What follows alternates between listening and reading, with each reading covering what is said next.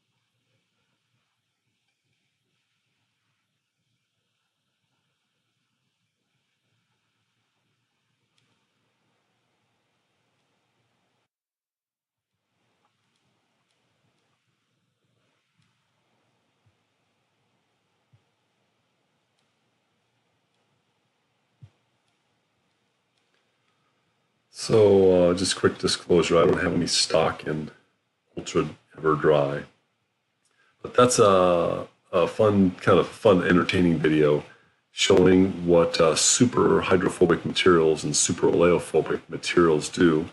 And they look kind of magical compared to our normal experiences when liquids normally wet solids and surfaces. And it turns out all this is driven by intermolecular forces. And so let's look and see what an intra versus an intermolecular force looks like. Just so you know, all semester long, we've worked with intramolecular forces.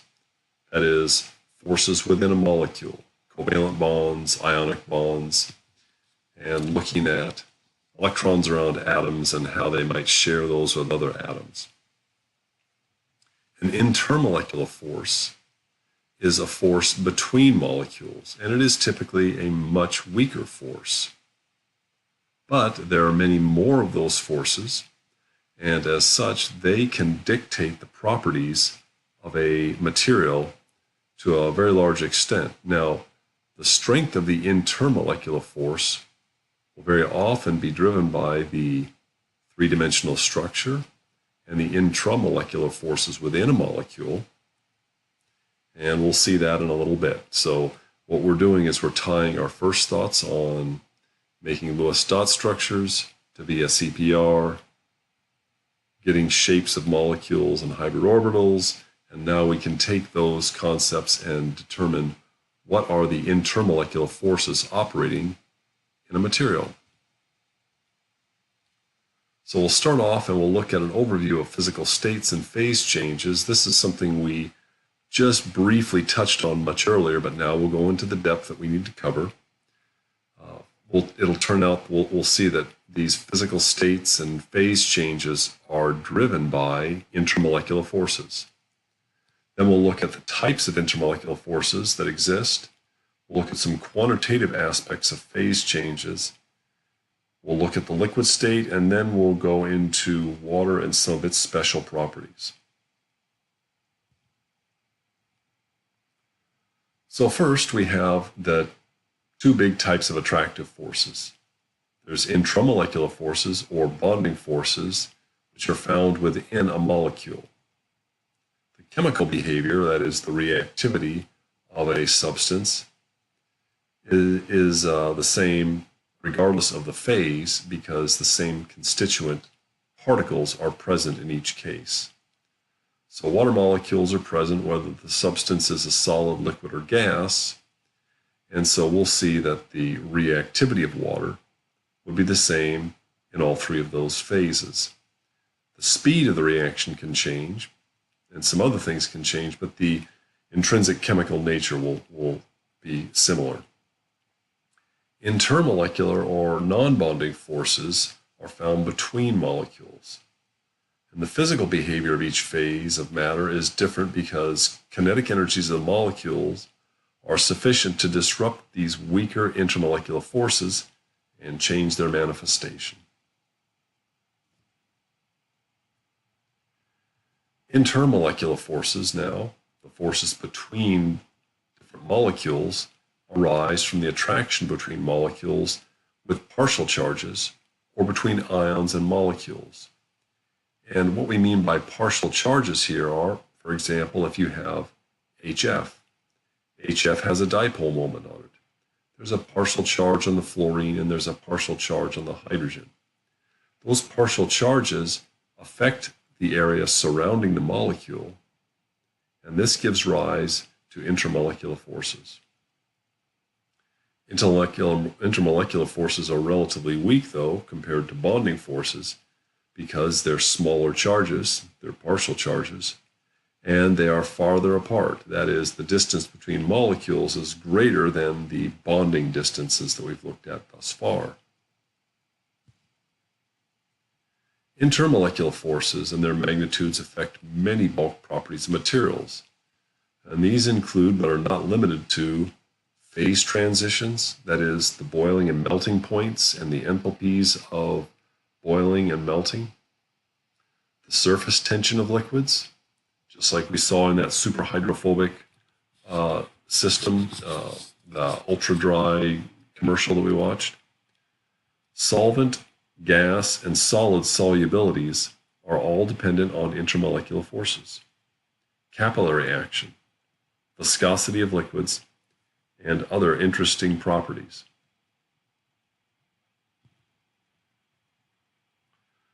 So as we look at this, the first question we have is, the distances are further. Well, what do these distances look like?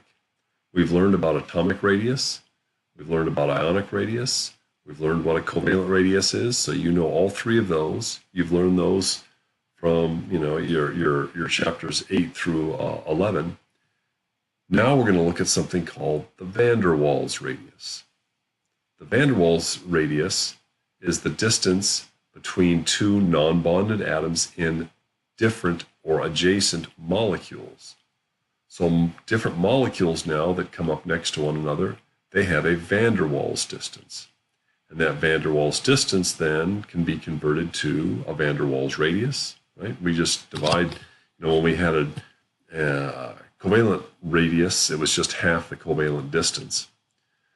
The van der Waals radius is 1/2 of the closest distance between the nuclei of two non-bonded atoms, that is, two atoms in different molecules.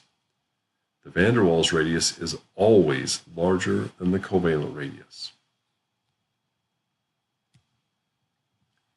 Here are some trends in covalent and van der Waals radii for a number of the main group atoms. And you can see in blue is the covalent radius. So those are typically small numbers in picometers. And then we can see the much larger numbers, the red numbers, are the van der Waals radii. And they can be at least 2 times bigger in many cases than the covalent radius. So what does that mean? You have a larger van der Waals radius. That means that the atoms are further apart, so their interactions are necessarily weaker, which helps us understand why intermolecular forces are weaker than intramolecular forces. So now we can see what this looks like. Here are the 3 forces that we have discussed thus far. These are the intramolecular forces, these 3: ionic, covalent, and metallic forces. Ionic forces are involved in ionic bonding, right? And we learned about ionic bonding. It's very strong bonding. And how do we calculate that number? We got that from the lattice energy. The lattice energy tells us the ionic bond strength. So you can see those numbers are 400 to 4,000 kilojoules per mole. They're big numbers. They can be up in the megajoule per mole magnitude because ions attract each other strongly in the solid state. Then we have covalent radii, covalent forces. And covalent forces are covalent bond strengths. These can also be very strong. And they are typically 150 to 1100 kilojoules per mole. Some of these are very large. For example, the carbon-carbon covalent bond strength in diamond, or the silicon-silicon bond strength in solid silicon. These can be very strong. Carbon-carbon double bonds and triple bonds, they can be very strong bonds. And then we have metallic bonds. These are the forces that hold metals together, from the electron C holding all those nuclei together in the solid state. And of course, as we go to the middle of the periodic table, there's more valence electrons available in the valence band of the solid, like we learned about. So these are also very strong bonds, comparable to covalent and ionic bonds. 75 to 1,000 kilojoules per mole.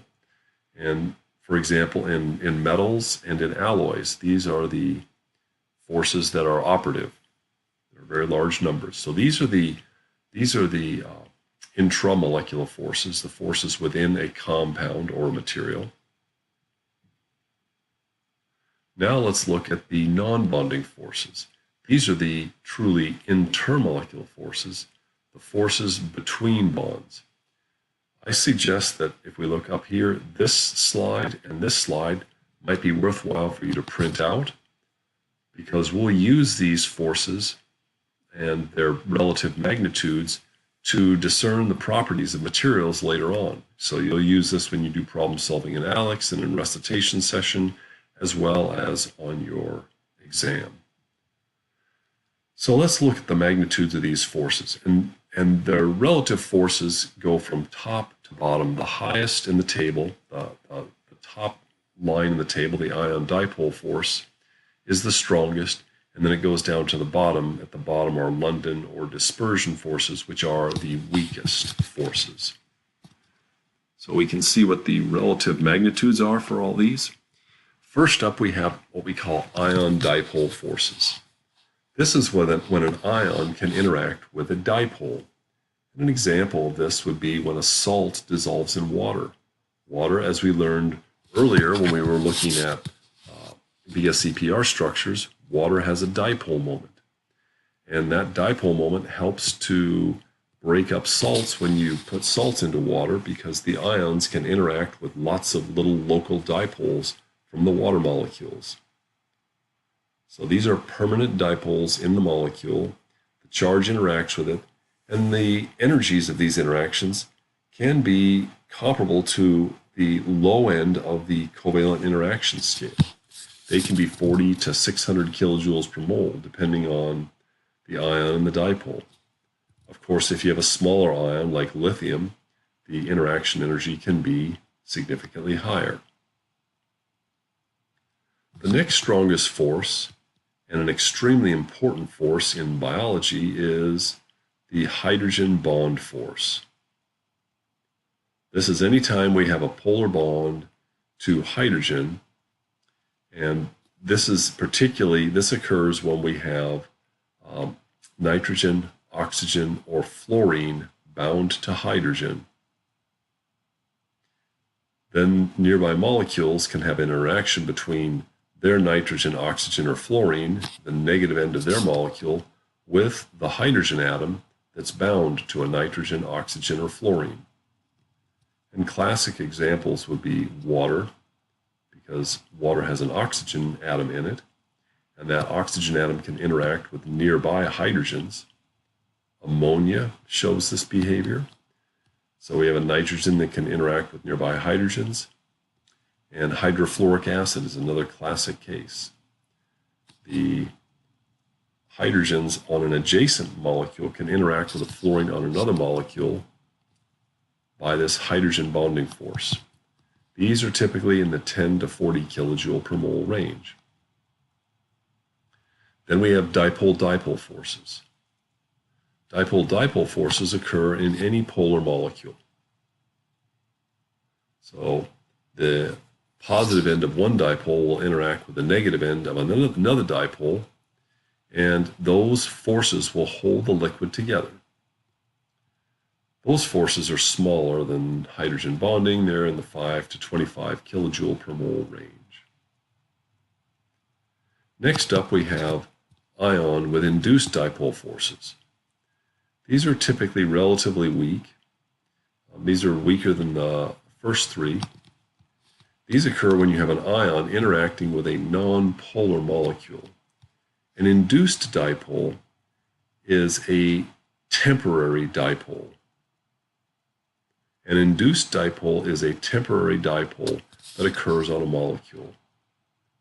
So if you have a non-polar molecule and you bring an ion nearby to it, it will cause the charges in the non-polar molecule to begin to polarize. So the example here is shown when iron 2+ interacts with a molecule of oxygen. Oxygen, of course, has no dipole moment. But as it comes near to the iron 2+, the electrons on the oxygen are slightly attracted to the positive charge on the iron, thereby pulling the oxygen electrons to one side of the molecule and leaving the nuclei more bare on the other side, so creating a temporary dipole. But these temporary dipoles fluctuate, and they don't last long. They're not like permanent dipoles. The next weakest force is the dipole-induced dipole force. This occurs when a nonpolar molecule gets near to a polar molecule. So again, the nonpolar molecule can polarize, in the presence of a polar molecule, but a polar molecule has a much weaker electric field force than an ion does. Therefore, the net force is weaker in the 2 to 10 kilojoule per mole range. And finally, the weakest force is what's called the London force, or the dispersion force. This occurs in non-polar systems. So when you have a non-polar molecule or a non-polar atom like a noble gas, they have no net dipole moment. But we know that the electrons are moving all the time. And so there can be temporary, what we call instantaneous dipoles. It's like waves moving in the sea. The dipole forms and disappears and forms in the opposite direction and disappears. So it fluctuates. These weak fluctuations can induce weak fluctuations in nearby nonpolar atoms themselves. This becomes a cooperative interaction. And we'll see how this manifests itself later. These are very weak forces, on the order of 0.05 to 40 kilojoules per mole for very large nonpolar systems. Now let's look at this table overall. There's a hierarchy of forces. So ion dipole forces only occur in systems that have ions in them. But systems that have ion dipole forces may also have dipole-dipole going on, or ion-induced dipole occurring, dipole-induced dipole, and dispersion forces. So dipolar molecules also have small fluctuations in their charge distributions, which can increase or slightly decrease the magnitude of their net dipole moment. So this hierarchy shows us at the bottom, every molecule displays dispersion forces. So as the higher up you go in the table, these become more exclusive forces that only occur in rare systems. So what we're going to look at is systems, and we're going to identify the strongest force that operates in a system. And we'll do that when we get to our mechanics videos. Here's an illustration of polar molecules and their dipole-dipole forces.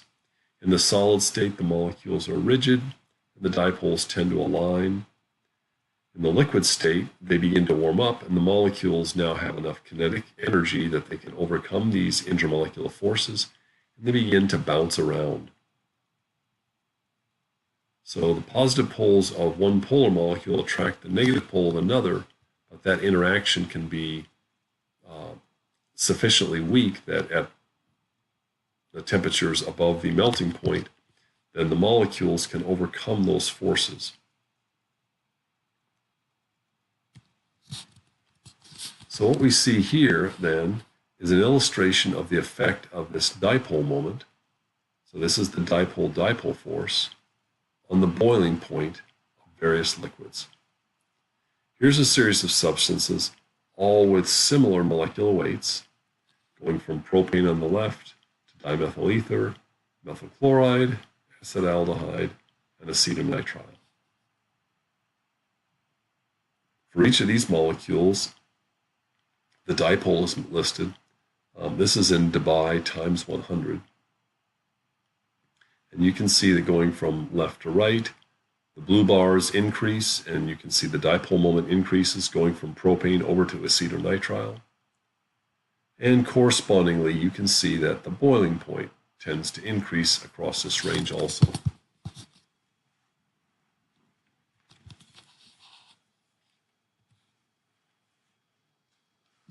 Next, let's look at hydrogen bonding. Hydrogen bonding is possible for molecules that have an H atom covalently bonded to nitrogen, oxygen, or fluorine. Hydrogen bonding occurs for molecules that have a hydrogen atom covalently bonded to nitrogen or oxygen or fluorine. Nitrogen, oxygen, and fluorine are small, high electronegativity atoms. They tend to pull electron density towards themselves. They concentrate that electron density, making that end of the molecule negatively charged. Hydrogens that are attached to that have lost their electron density and thus become positively charged. An intermolecular hydrogen bond is the attraction between the hydrogen atom of one molecule and a lone pair on the nitrogen, oxygen, or fluorine atom of another molecule. And we draw the lone pair, but it's really driven by the overall electron density around those highly electronegative atoms. So they're small, high electronegativity atoms, so the force becomes significant. The hydrogen atom can get close to this small atom, which has a substantially higher negative charge.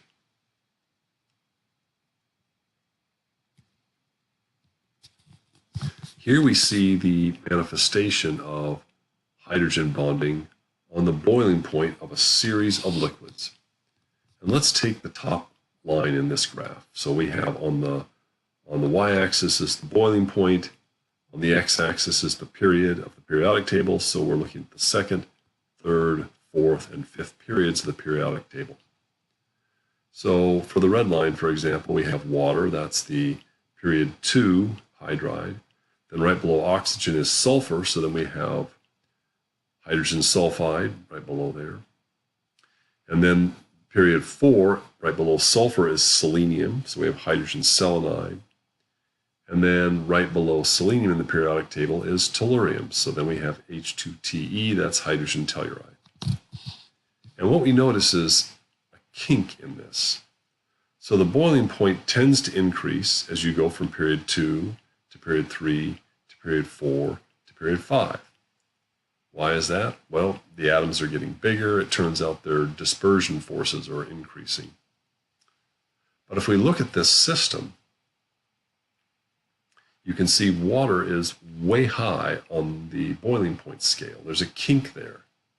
That tells us that there's some other force, some unique force that occurs with water that doesn't occur with H2S, H2SE, or H2TE. And we see the same thing with the green line. That's the halogens.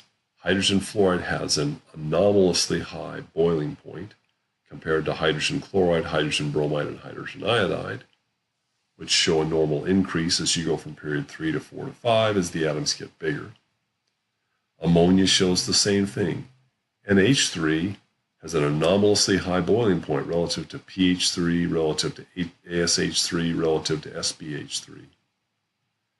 And the common names of those molecules are ammonia, phosphine, arsine, and stibnine. And so we see those three molecules, H2O, HF, and NH3, have unusually high boiling points. And those are in groups 17, 16, and 15. Now let's go to group 14. That's got methane, CH4, silane, SiH4, and germanium hydride and tin hydrides. And you can see there, we see a nice progression. There's no anomaly there. Methane has the lowest boiling point. Tin 4 hydride has the highest boiling point, and it continuously increases in a smooth function. So what is the origin of these three anomalously high boiling points for water, hydrogen fluoride, and ammonia? This is driven by hydrogen bonding forces. And we see hydrogen bonding forces all over the place, but this is more of a dramatic illustration of this effect.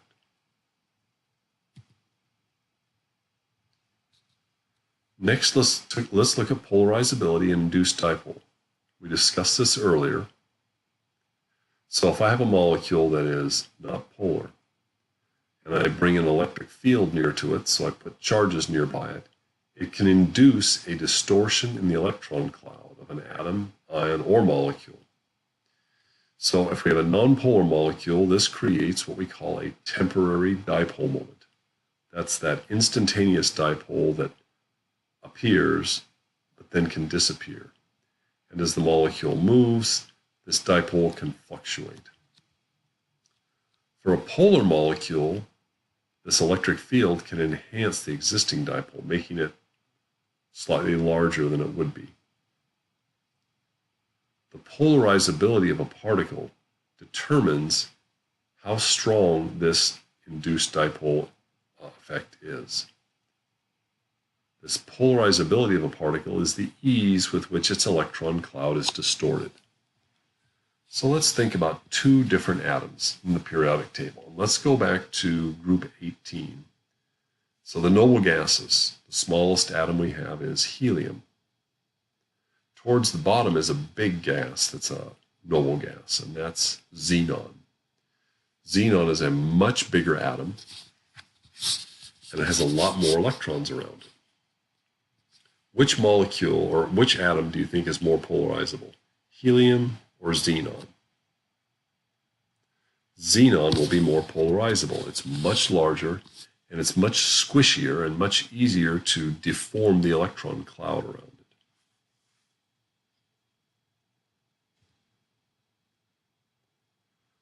So we see that smaller particles are less polarizable than larger ones because their electrons are held more tightly. They also tend to have fewer electrons. Polarizability increases down a group because atomic size increases, and larger electron clouds distort more easily. Polarizability decreases across a period in the periodic table because of increasing effective nuclear charge.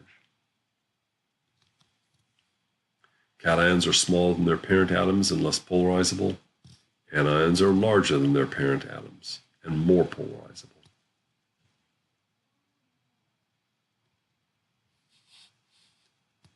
When atoms are far apart, they don't influence each other, but when they get close by, they can begin to polarize one another.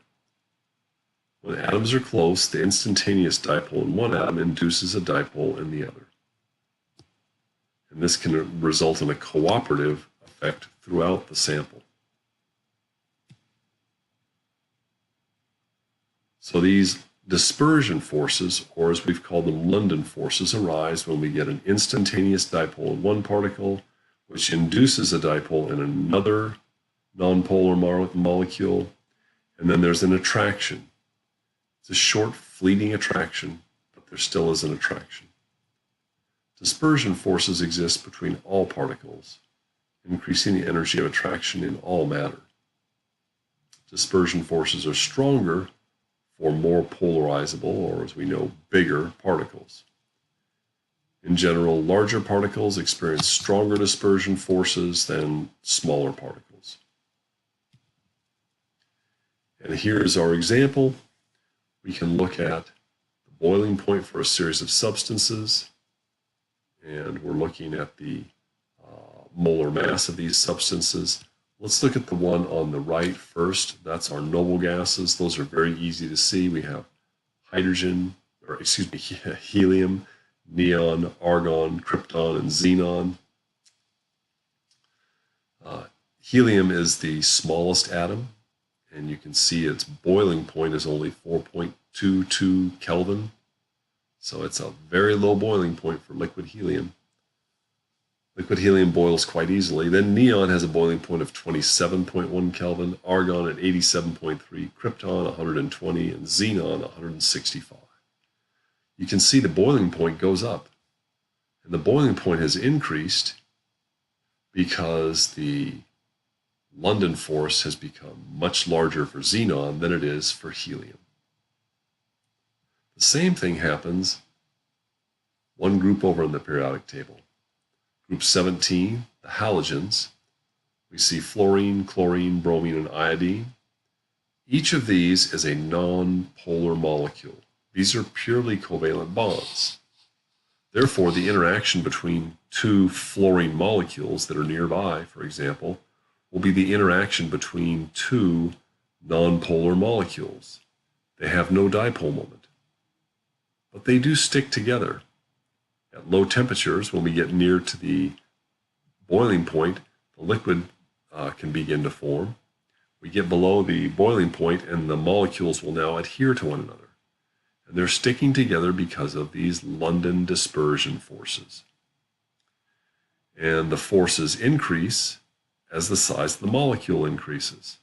So as we go from fluorine at 85 Kelvin to chlorine at 239 to bromine, which is a liquid at room temperature, 333 Kelvin, and iodine is a solid at room temperature, its boiling point is 458 Kelvin.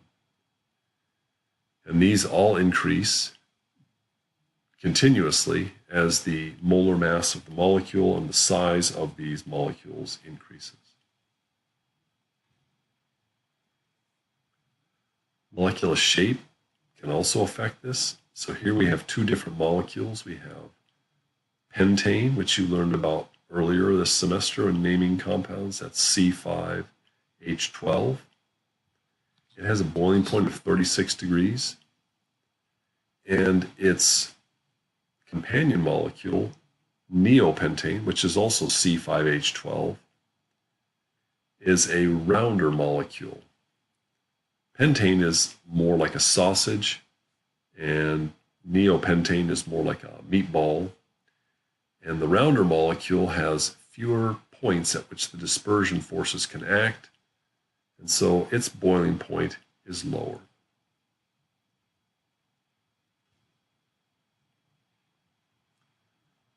This table helps us to discern what the strongest forces that interact in a sample. So we start off at the top, and we have interacting particles, which may be atoms, for example, in the case of noble gases, or molecules, or ions. So if there are ions present, if there's only ions, of course, that's ionic bonding, and so that's really an intramolecular force. So that's something a little bit different. But in the case where you have ions and polar molecules, the strongest interaction is an ion dipole force. If we have ions present, that's on the red side of our table. If we have no ions present, that's the green side of the table. Then we can look at our molecules. We'll have made a Lewis dot structure. We'll have made a VSEPR shape. We'll have assessed whether we have a dipole moment or not. If we have a dipole moment, then we can classify them into two groups. On the left green box, we have polar molecules. And if we have polar molecules, we know we'll have dipole-dipole forces. If within those molecules we have hydrogen that is bonded to nitrogen or oxygen or fluorine, then we also have hydrogen bonding, which is the strongest force that's going to occur for that system. If we have only nonpolar molecules, we'll have dispersion forces. If we have a mixture of polar molecules and nonpolar molecules, we can have dipole-induced dipole forces. And of course, with hydrogen bonding, dipole-dipole forces, and dipole-induced dipole forces, we always have dispersion forces, but they're not the strongest, they're the weakest.